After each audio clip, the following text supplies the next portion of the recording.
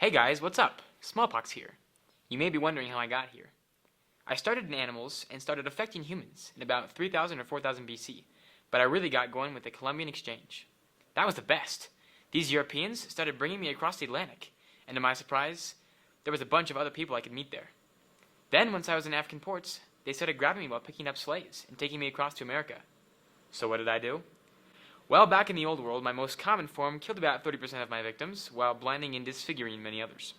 But the effects were even worse in the Americas, which had no exposure to me before the arrival of Spanish and Portuguese conquistadors. Talk about the American dream. No wonder the Europeans brought me.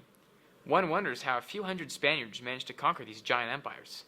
You go back and read the records, and you discover that the armies were decimated by diseases such as I made the Incan Empire unstable and ripe for conquest. I also devastated the Aztecs, killing, among others, the second to last of their rulers. In fact, historians believe that I and other European diseases reduced the indigenous populations of North and South America by up to 80 to 90%, somewhere between 3 to 4 million people. One of them even said, quote, "A great plague broke out here, striking everywhere in the city and killing a vast number of people. Sores erupted on our faces, our breasts, our bellies. We were covered with agonizing sores from head to foot. The illness was so dreadful that no one could walk or move.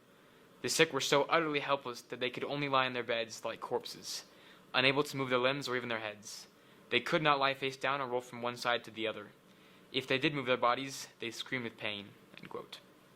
But for me, it was more about spreading. There's nothing I love more than multiplying more and more. With the Columbian Exchange, I also met tons of Native American peoples in North America. As natives would fight, cross, or otherwise interact with each other, I would start hanging out with new people. Because I have an incubation period of roughly 10 to 14 days, and people would often die when I hung out with them, I was able to get around without too much of a hassle. My involvement in those planes was, they tell me, a major factor in the CU groups becoming the most influential powers within natives, even before many plain natives started to regularly interact with Europeans. During this epidemic, approximately 40% of the region's native population perished. So, what did all this amount to? I, Smallpox, destroyed Native American societies, which allowed Spanish conquistadors to conquer and colonize land that had been previously controlled by empires such as the Aztecs or the Mayans. This made it so the crops, people, and animals were ripe for the taking. They spread across the Americas and even back to the Atlantic. Eventually, my danger caused an increase in the practice of inoculation, infecting healthy people with the germs of recovering smallpox patients, which was one of the precursors to modern-day vaccines. Increases in inoculation technology spread back and forth across the Atlantic Ocean, the same way I used to. Since then, I've been eradicated. Maybe it would have been better if I had just stayed in the old world.